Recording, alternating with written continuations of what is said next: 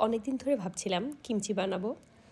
এই জন্য বাজার থেকে দুটো নাপা ক্যাবেজ আর কিছু অ্যাপেল নিয়ে এসেছি, সাথে আরও কিছু সবজি আছে। প্রথমে নাপা ক্যাবেজগুলোর বাইরের যে বড় বড় পাতাগুলো আছে এগুলো আমি নিব না, ভেতরের কচি পাতাগুলো নিব। নাপা ক্যাবেজগুলোকে 4 ভাগে ভাগ করে কেটে নিলাম। নানা ধরনের সাইজে কাটা যায়, যেভাবে আপনার পছন্দ।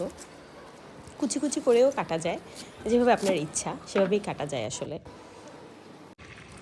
নাপা ক্যাবেজগুলোকে আমি 4 ভাগে ভাগ করে কেটে ধুয়ে নিয়েছি। এবার সাদা পানিতে প্রচুর পরিমাণে লবণ দিতে হবে। কিমচি তৈরিতে প্রচুর পরিমাণে লবণের প্রয়োজন হয়।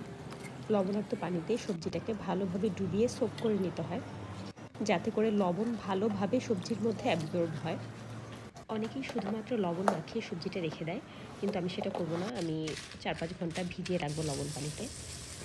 কোরিয়ানরা কিন্তু কিমচিতে কাঁচা চিংড়ি মাছের ফার্মান্টেড পেস্ট ব্যবহার করে, কিন্তু সেটা তো আসলে আমাদের দেশে পাওয়া যায় না।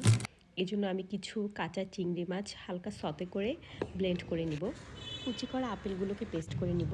আরও লাগবে রসুন কুচি, পেঁয়াজ কুচি, আদা কুচি এবং পেঁয়াজের কলি কুচি। চালের গুঁড়োকে গরম পানিতে একটু রান্না করে চালের আটার একটা পেস্ট তৈরি করে নিব। চিংড়ি পেস্ট এবং আপেল পেস্ট সহ সবগুলো মশলাকে এই চালের আটার পেস্টের সাথে মিক্সড করে নিব ভালোভাবে। দিয়ে দিব কাশ্মীরি মির্চ powder, fish sauce, white vinegar এবং চিনি। সবগুলোকে ভালোভাবে মিক্স করে নিব আরেকবার। নাপা ক্যাবেজগুলোকে লবণ পানি থেকে তুলে 2-3 বার সাদা পানি দিয়ে ধুয়ে ভালো করে চিপে পানি বের করে নিব। দেখুন ক্যাবেজগুলো একদম নরম হয়ে কাপড়ের মতো হয়ে গিয়েছে। আমি পাতাগুলোকে চিড়ে নুডলসের মতো করে নিব, আপনারা চাইলে আস্তেও করতে পারেন।